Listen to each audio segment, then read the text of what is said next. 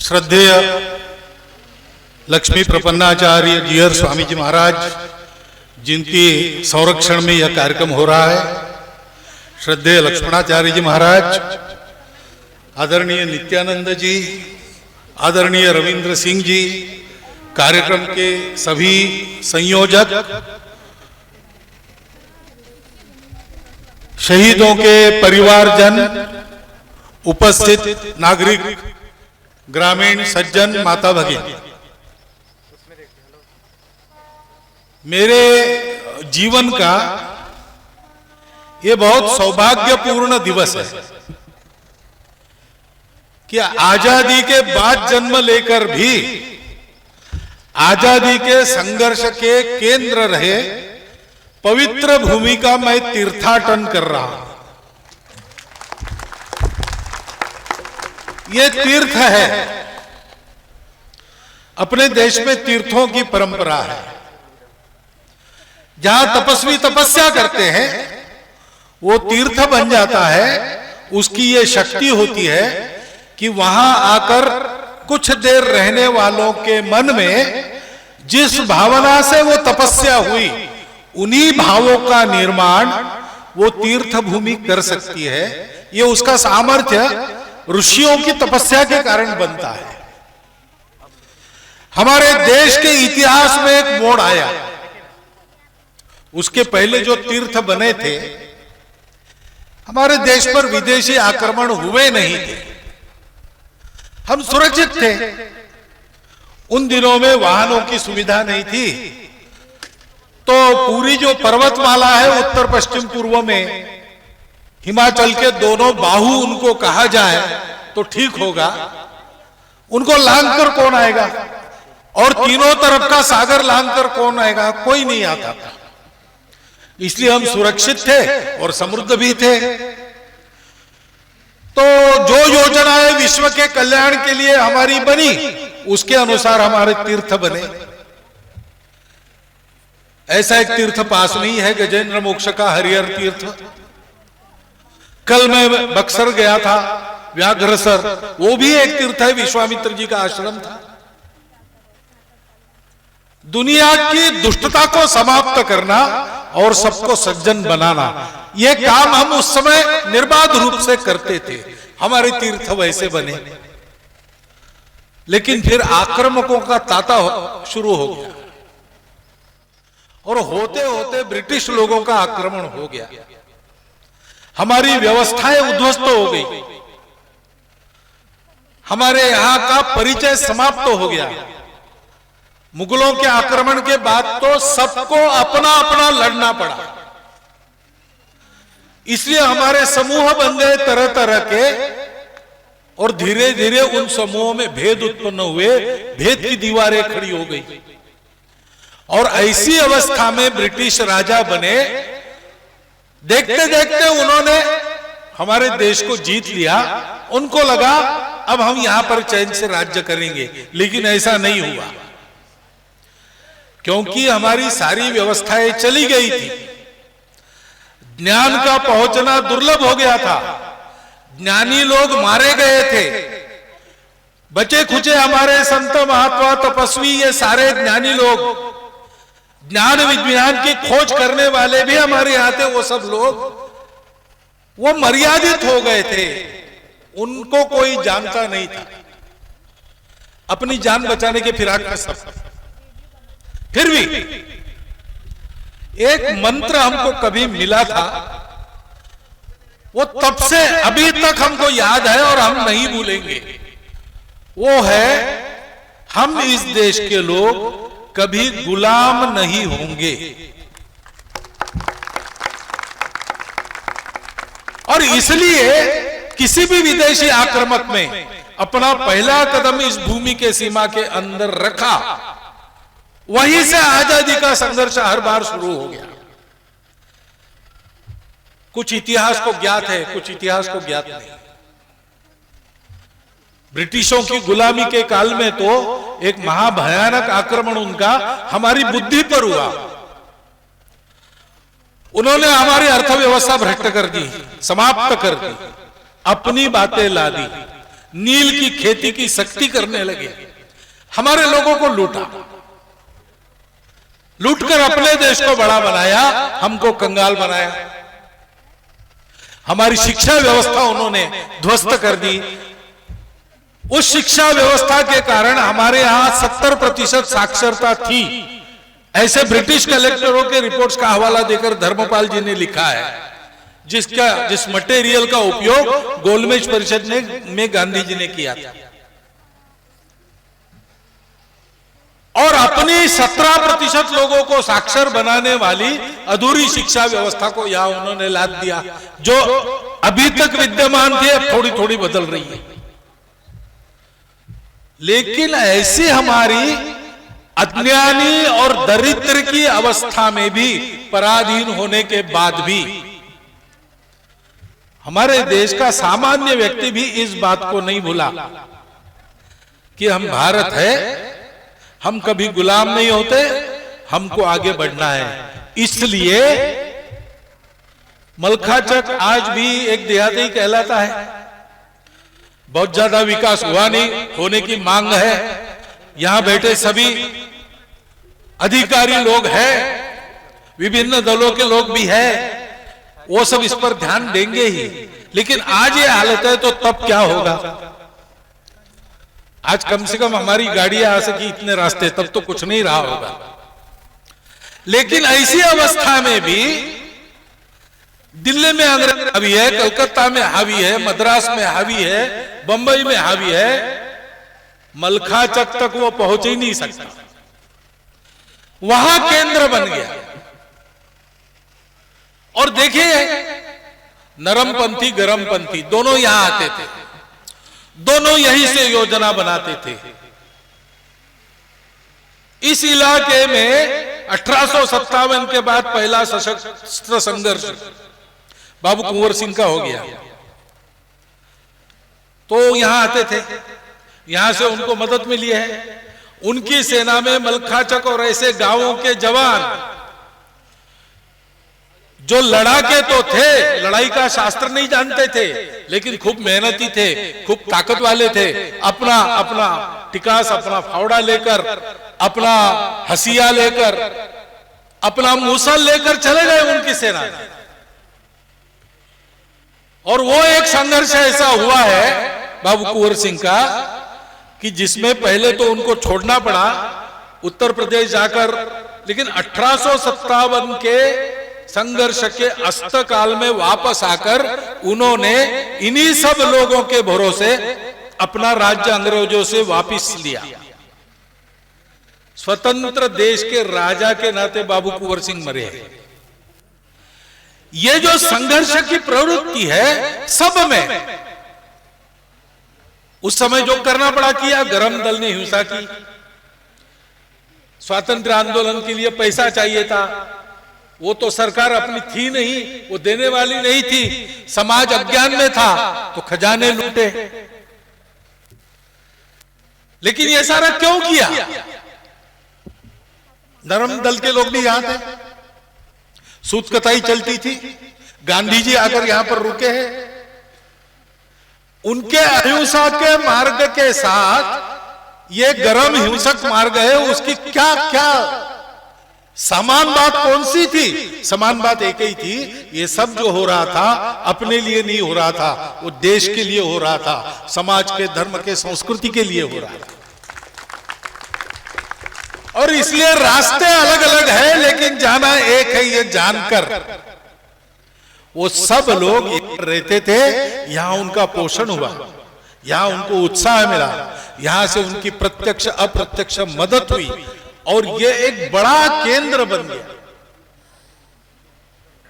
ऐसा केंद्र बना जिसने अपना काम किया, पूरी शानो शौकत तैयारी के साथ किया, यशस्वी किया, क्योंकि हमको स्वतंत्रता प्राप्त हुई दोनों प्रयासों के फलस्वरूप। लेकिन इतना ही नहीं,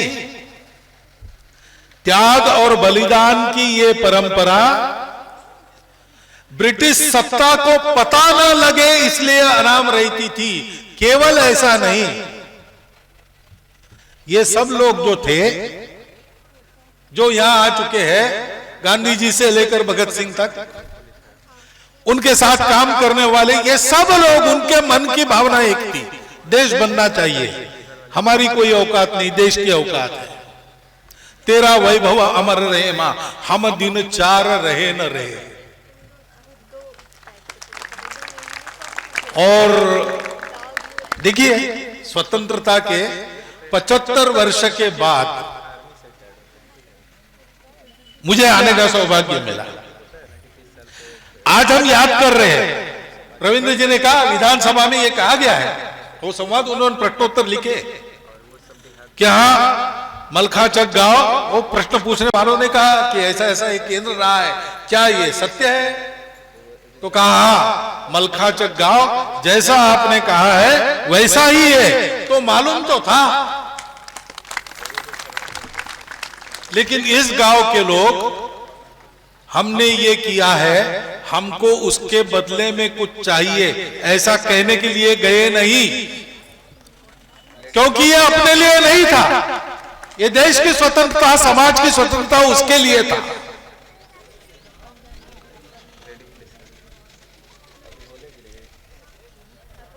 कितना परिश्रम, कितना कष्ट उन्होंने किया। शहीदों के घर है, फांसी गए हैं, लंबी जेल काटी है, उनके परिवार है।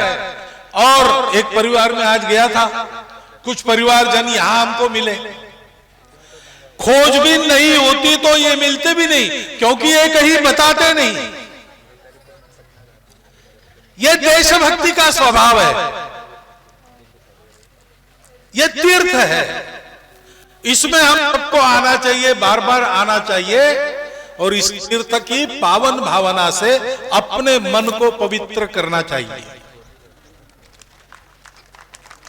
दूसरी बात है कि हमको इसको विस्मृत नहीं होना देना चाहिए।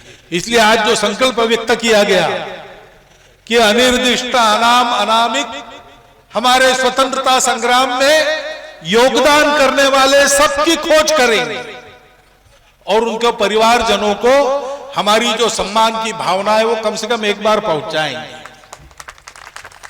इस बात का मैं अभिनंदन करता हूं।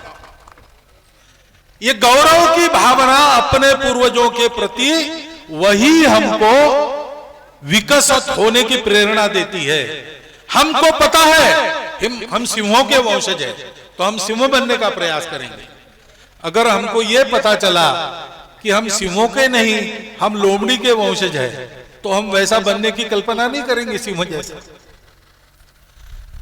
ये गाथाएं हमको बताती है किस मिट्टी के हम बने।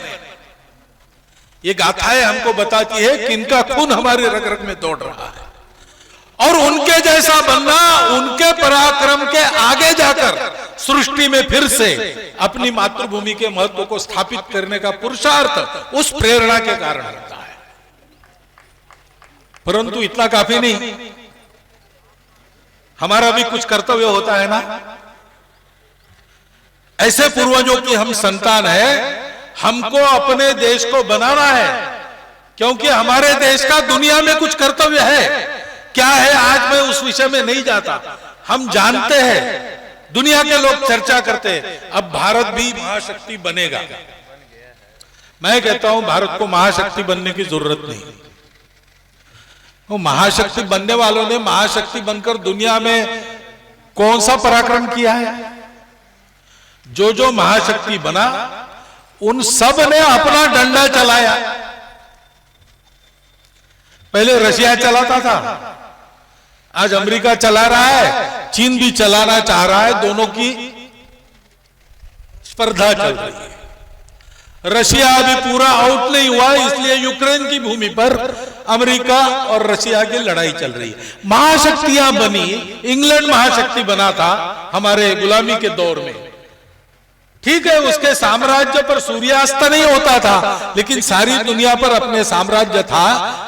तो अपने साम्राज्य के अधीन प्रजा का उसने क्या कल्याण किया? सबको तो कल्याण कंगाल किया।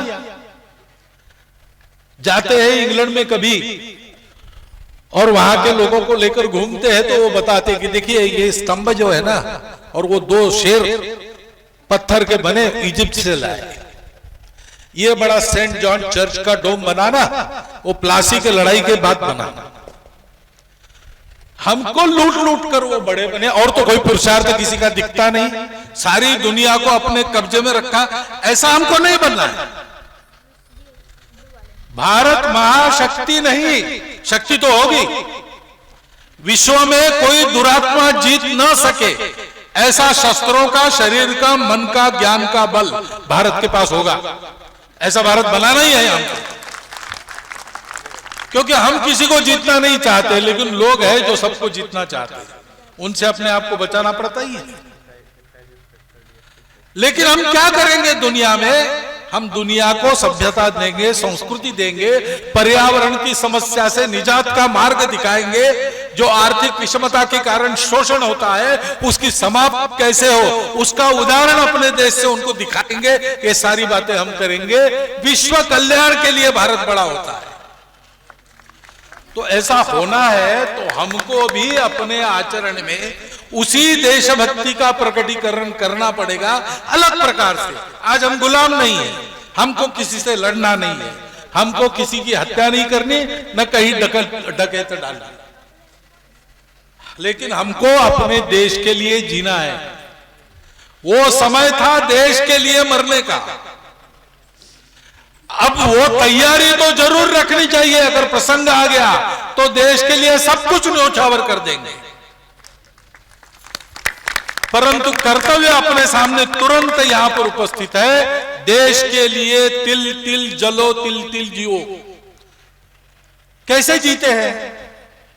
यो जो सारे यहां जमा हुए थे देश के लिए, आजादी के लिए लड़ने वाले देशभक्त, उनके विचार अलग अलग थे, उनके प्रांत अलग अलग थे, भाषाएं अलग अलग थी। हो सकता है स्वतंत्रता के बाद भारत कैसा हो, इसकी कल्पनाएं भी उनकी अलग अलग हो, जात पात भी अलग अलग थी, लेकिन ये कोई अलग नहीं रहे। हम सब भारत माता के पुत्र, उसके भलाई के लिए कर रहे, इसलिए परस्पर बाधक नहीं बने, परस्पर पूरक बने।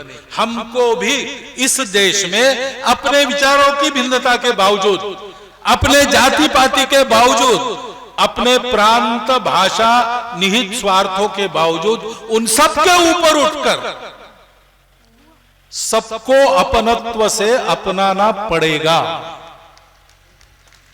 यह हमारा कर्तव्य है, इसलिए यह हमारे संविधान का आदेश भी है। संविधान की प्रस्तावना पढ़िए, उसमें यह सारी बातें हैं। उसमें सामाजिक न्याय की बात की है, नीति में न्याय, उसके लिए संघर्ष तो करना ही पड़ता है, लेकिन वो यशस्वी हो इसलिए पहले अपने जीवन में न्यायपूर्ण आचरण चाहिए। अपने जीवन में नागरिक अनुशासन का पालन चाहिए, बत्ती तोड़ के नहीं जाएंगे। देश में पानी की किल्लत है, पानी कम से कम खर्चा करेंगे। प्लास्टिक अगर जनता की स्वास्थ्य के लिए हानिकारक है तो हमारे घर से प्लास्टिक बाहर हो जाएगा। ये सारी बातें रोज के छोटे छोटे आचरण में सबको अपना मान के, सबको अपने एक देश के पुत्र, हमारे भाई मान के आचरण करना और अपने कर्तव्य पालन में प्रामाणिक रहना, शॉर्टकट से कुछ भी नहीं लेंगे। जितना मुझे विधि सम्मत लेना अनुमति है उतना ही लेंगे, उससे ज्यादा नहीं लेंगे। जितना लेंगे उससे 10 गुना वापस देने का प्रयास करेंगे। यह सारा जीवन हमको जीना पड़ेगा। मैं तो यहां आया, आपने बताया ऐसे बड़े ऑर्गेनाइजेशन के अमुक आए तमुक आए, यहां आते समय मेरे मन में वो भाव बिल्कुल नहीं था, अभी भी नहीं है। आपके बोलने के बाद भी मेरे मन में वो बात, प्रयास करूं तो भी नहीं आता। मेरे मन में एक ही भाव आता है कि देश के लिए सर्वस्व त्याग करने वालों की ये भूमि है। यहां का हर व्यक्ति, यहां के मिट्टी का प्रत्येक कण मेरे लिए वंदनीय है। मैं दुनिया की दृष्टि से कोई भी बनूं, कितना भी बड़ा या छोटा बनूं, लेकिन यहां मैं हमेशा नम्र ही हूं, नम्र ही रहूंगा। इस विनम्रता की भावना के साथ मैं फिर एक बार आप सबका वंदन करता हूं, विशेषकर यहां जो परिवारजन बैठे हैं शहीदों के। मेरा पूर्व निर्धारित कार्यक्रम नहीं होता तो मैं आप प्रत्येक को अपने हाथ से अंगवस्त्र पहना कर ही जाता, परंतु संभव नहीं।